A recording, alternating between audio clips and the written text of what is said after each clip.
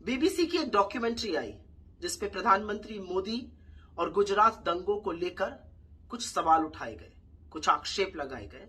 उस डॉक्यूमेंट्री को बैन कर दिया गया, लेकिन ठीक 29 दिन बाद चिरपरिचित स्क्रिप्ट के अंदाज में प्रधानमंत्री मोदी का सबसे प्रबल फ्रंटल इनकम टैक्स बीबीसी के दफ्तर आज इंडिया में पहुंच गया।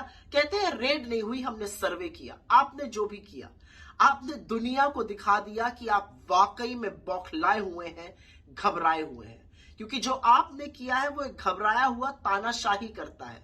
This is how people react when they panic. आपने इस देश के अधिकांश मीडिया को चरण चुंबक बनाने का काम किया है। आप उनसे कहिएगा बैठ जाओ तो वो लौटने को तैयार है।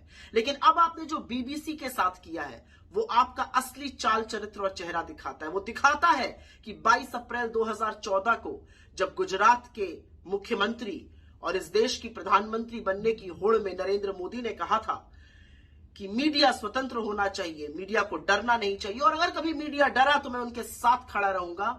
आपके एक्शंस उसके बिल्कुल विपरीत है। आप मीडिया के ऊपर रेड करते हैं, लेकिन कहां तक सवालों से बचिएगा? इस पूरे देश पर आप इनकम टैक्स की और ईडी की और सीबीआई की रेड करा दीजिएगा। आज देश आपसे कुछ सवाल पूछ रहा है, चाहे वो अडानी पर हो, चाहे वो बेरोजगारी पर हो, चाहे वो महंगाई पर हो, चाहे वो गरीबी पर हो, चाहे वो आर्थिक असमानता पर हो, चाहे वो बुलडोजर चलाने वाली उन सरकारों पर हो जिसको आप तथाकथित डबल इंजन की कहते हैं।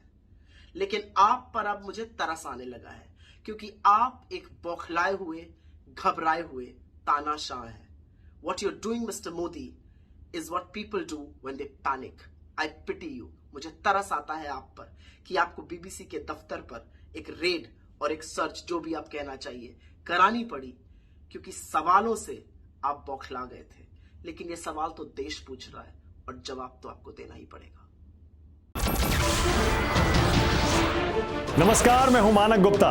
अगर आपको हमारा ये वीडियो पसंद आया हो तो इसे लाइक और शेयर जरूर करें, और हाँ, हमें सब्सक्राइब और फॉलो करना ना भूलें ताकि आप देश और दुनिया की कोई खबर मिस ना करें। तो जुड़े रहिए हमारे साथ और देखते रहिए न्यूज़ 24।